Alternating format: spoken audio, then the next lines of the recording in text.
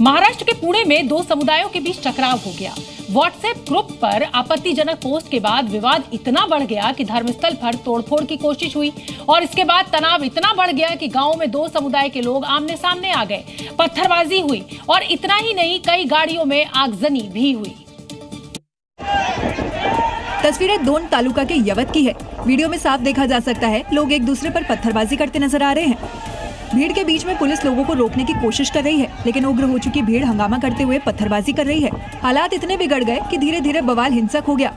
कुछ लोगों ने गाड़ियों को भी आग के हवाले कर दिया। सूचना के बाद मौके पर पहुंची पुलिस ने आंसू गैस के गोले दागे और हालात नियंत्रण में करने की कोशिश की।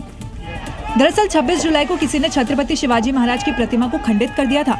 इससे पूरे इलाके में आक्रोश फैल गया था। इसी को लेकर एक शख्स ने आज एक भ्रामक पोस्ट वायरल कर दी, जिसके बाद लोग सड़कों पर उतर आए।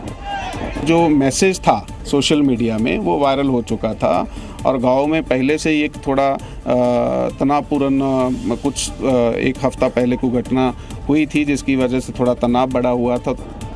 इस घटना के विरोध में यवत और आसपास के ग्रामीणों ने आज गांव पूरी तरह बंद रखा। फिलहाल तनाव को देखते हुए इलाके में भारी पुलिस बल की तैनाती की गई है आणि हा तणाव त्या ठिकाणी संपवण्याचा प्रयत्न चाललेला आहे।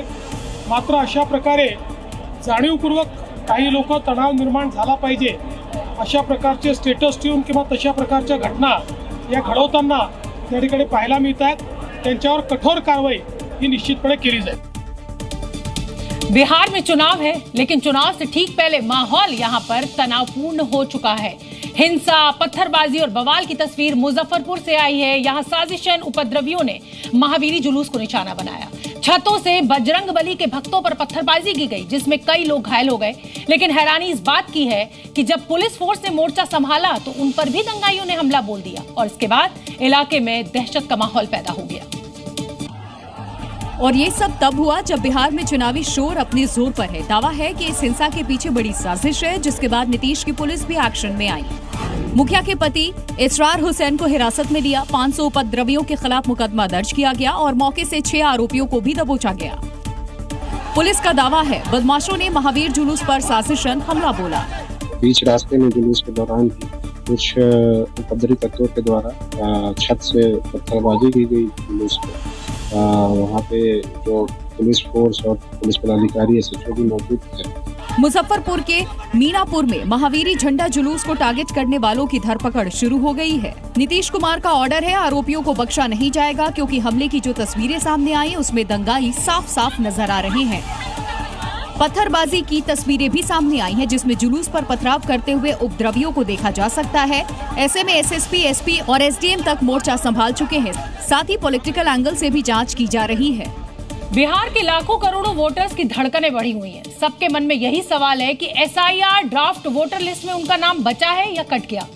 लेकिन उससे भी ज्यादा एसआईआर ड्राफ्ट पर सियासतदानों की नींद उड़ चुकी है और इसकी सबसे बड़ी वजह है कोर वोटर का नाम कटना। ऐसे में तेजस्वी यादव के साथ राहुल गांधी भी सरकार के साथ इलेक्शन कमीशन को घेरने की पूरी तैयारी कर चुके हैं।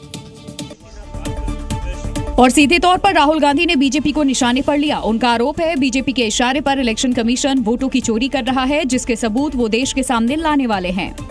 वोट चोरी हो रही है और अब हमारे पास ओपन एंड शट प्रूफ है कि इलेक्शन कमीशन वोट चोरी में इन्वॉल्व है। सिर्फ वोट चोरी नहीं, राहुल गांधी ने ये तक कह दिया जो सबूत उनके हाथ लगे हैं वो एटम बम की तरह हैं। जो हमें मिला है वो एटम बम है, मतलब एटम बम है, फटेगा तो आप इलेक्शन कमीशन आपको दिखेगा नहीं।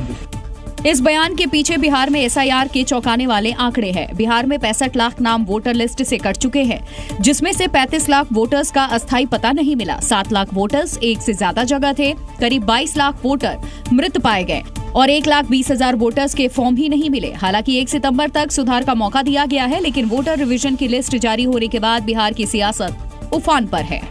मालेगांव केस में कल फैसला आया और आज पूर्व एटीएस अधिकारी महबूब मुजावर ने एक बड़ा खुलासा कर दिया। इस खुलासे के बाद कांग्रेस बीजेपी के निशाने पर है। दावा है कांग्रेस दफ्तर में भगवा आतंकवाद की थ्योरी गढ़ी गई और इसे साबित करने के लिए आरएसएस प्रमुख मोहन भागवत को गिरफ्तारी करने का दबाव बनाया गया। पूर्व अधिकारी के इस खुलासे से सियासत में अब भूचाल आ चुका है। उन्होंने ये भी बताया था कि इसके पहले वहाँ पे उससे हायर अथॉरिटी जाके मोहन भागवत जी को मिले हैं, तुम कुछ फिक्र मत करो, जाके लाओ उनको। मालेगांव ब्लास्ट केस में खुलासा करने वाले महबूब मुजावर वो शख्स हैं जो केस की जांच में बतौर ATS इंस्पेक्टर शामिल थे। इनका आरोप है कि जानबूझकर मोहन भागवत को फंसाने की साजिश रची गई और मना करने पर पूर्व ATS अधिकारी को भी सजा दी गई। ऐसे में सवाल है, भगवा आतंक का भ्रम राइटर कौन? जांच बहाना, मकसद भागवत को फंसाना। हिंदू आतंक वाली थ्योरी, कांग्रेस की फेक स्टोरी। अब सवाल कांग्रेस पर उठाए जा रहे हैं और जवाब बीजेपी की तरफ से मांगा जा रहा है। वोट की राजनीति के लिए हिंदू टेरर और भगवा आतंकवाद ये शब्द तैयार किए थे। उनको गिरफ्तार किया जाए, उनसे बदला लिया जाए, इस प्रकार के विंडिक्टिव एटीट्यूड के साथ उस समय की कांग्रेस पार्टी काम कर रही थी। यानी ये तय है, मालेगांव केस में उस समय बीजेपी और संघ के खिलाफ सियासी साजिश चल रही थी। मालेगांव केस में साध्वी प्रज्ञा समेत सभी आरोपियों के बरी होने से कांग्रेस बैकफुट पर थी। पूर्व ATS महबूब मुजावर के खुलासे के बाद कांग्रेस सियासी फायदे के लिए खोदे गए इस गड्ढे में अब खुद औंधे मुंह गिरती नजर आ रही है। और अब बीजेपी जबरदस्त तरीके से कांग्रेस पर हमलावर है, क्योंकि बीजेपी को मिल गया है कांग्रेस को सनातन और भगवा विरोधी साबित करने का एक और मौका। किस प्रकार से उनको अपमानित किया जाए, उनको गिरफ्तार किया जाए, उनसे बदला लिया जाए, इस प्रकार के विंडिक्टिव एटीट्यूड के साथ उस समय की कांग्रेस पार्टी काम कर रही थी और यह सब कुछ गांधी परिवार के कहने पर हो रहा था। बीजेपी सवाल पूछ रही है कि आखिर परमवीर सिंह के पीछे कौन लोग थे, कांग्रेस इसका खुलासा करे। बीजेपी ने अपने मुख्यमंत्रियों को भी मोर्चे पर लगा दिया है। ये पूरा षड्यंत्र ये कांग्रेस प्रणीत UPA सरकार का था। पुलिस ने उनके दबाव में काम किया। जो सैफरन आतंकवाद की बात कर रहे थे, हिंदू आतंकवाद की बात कर रहे थे, इनके ऊपर ये थप्पड़ है। बीजेपी का ये तेवर दिखा रहा है कि वो इस मुद्दे पर कांग्रेस को आसानी से छोड़ने वाली नहीं। यानी साफ हो चुका है, भगवा आतंकवाद की थ्योरी जानबूझकर गढ़ी गई, लेकिन हिंदुओं का अपमान करना कांग्रेस नेताओं की फितरत में आ गया है, ऐसा बीजेपी कहती है। महाराष्ट्र के पूर्व मुख्यमंत्री पृथ्वीराज चव्हाण ने सनातन को लेकर फिर विवादित बयान दे दिया है। हिंदू टेरर कहिए, हिंदू फंडामेंटलिस्ट टेरर कहिए, सनातनी टेरर कहिए, लेकिन भगवा न करिए। पृथ्वीराज चव्हाण मालेगांव ब्लास्ट पर कोर्ट के फैसले से ये इतने आहत हुए कि उन्होंने एक बार फिर से हिंदू आतंकवाद वाली बात दोहरा दी और इस बार तो केवल हिंदू आतंक ही नहीं बल्कि हिंदू कट्टरपंथी आतंक या सनातनी आतंक वाली भी बात कह दी। पृथ्वीराज के बयान पर बीजेपी हमलावर है। ये भगवा कहना तो गलत है, ये तो सब पॉलिटिकल पार्टी जो अपना लिया है और भगवा नाम दिया है तो वो गलत है। अगर आपको किसी धर्म का नाम लेना तो हिंदू टेरर कहिए, हिंदू फंडामेंटलिस्ट टेरर कहिए, सनातनी टेरर कहिए, लेकिन भगवा न करिए।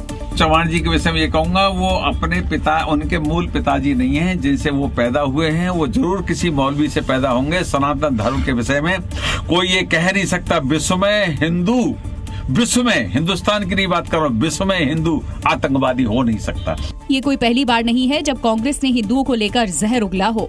इससे पहले भी पी चिदम्बरम और दिग्विजय भी भगवा आतंक। और बड़ी खबर इस वक्त की आपको बता दें, पुणे के यवत इलाके में कर्फ्यू का ऐलान कर दिया गया। दो गुटों के बीच में तनाव के बाद एक्शन लिया गया। आपत्तिजनक पोस्ट के बाद भड़की थी हिंसा।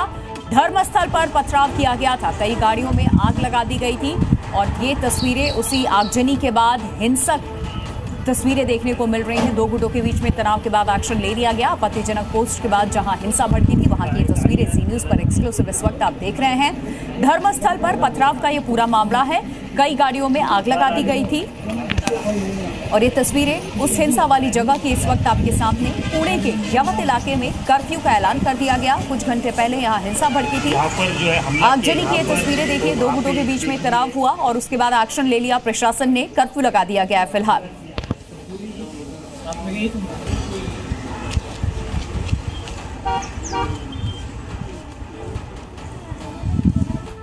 संभल हिंसा का आरोपी और विवादित मस्जिद का सदर जफर अली मुरादाबाद जेल से जमानत पर रिहा हो गया है।